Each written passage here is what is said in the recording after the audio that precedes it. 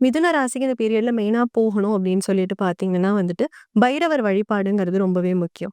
அதுவும் தேய்பிறை அஷ்டமியில வந்துட்டு பைரவர் வழிபாடு பண்றது ரொம்பவே விசேஷம். சோழபுரம் அப்படிங்கிற ஒரு கும்பகோணம் பக்கத்துல இருக்கு. சோழபுரத்துல இருக்கிற கால பைரவர் டெம்பிள். அது வந்து ஒரு டைம் விசிட் பண்ணிட்டு வந்தா நல்லது. அங்க தான் வந்துட்டு 64 ஃபார்ம் ஆஃப் பைரவர் அப்படிங்கிறவங்க இருப்பாங்க. ஏன்னா ஒரு டைரக்ஷனுக்கு மொத்தம் 8 டைரக்ஷன் இருக்கு. So 18 to 8 64 forms of Bhairavar வந்து அங்க இருக்காங்க. ஸோ அங்க போய் ஒரு முறை தரிசனம் பண்ணிட்டு வந்தீங்கன்னா, சனி 10ல இருக்காரு. ஸோ அது வந்து நல்ல அமைப்பு தான். ஆனாலுமே வந்துட்டு ஒரு ஜீவனஸ்தானத்துல சனி இருக்கிறதுனால கொஞ்சம் ஒரு இக்கு ஏதாவது குடுத்துட்டே இருப்பாரு. எல்லாமே வந்துட்டு ஈஸியா கிடைச்சிராது. கொஞ்சம் ஸ்ட்ரகிள் பண்ணி கிடைக்கிற மாரி இருக்கும். ஸோ அந்த ஒரு விஷயத்தையுமே அண்ட் ஆல்சோ ராகு 9ல இருக்கிறதுக்கான இதுல வந்து ஒரு சில தடையூறுகள் வரலாம். ஏதாவது உங்க பாக்கியங்கள் கிடைக்கிறதுல.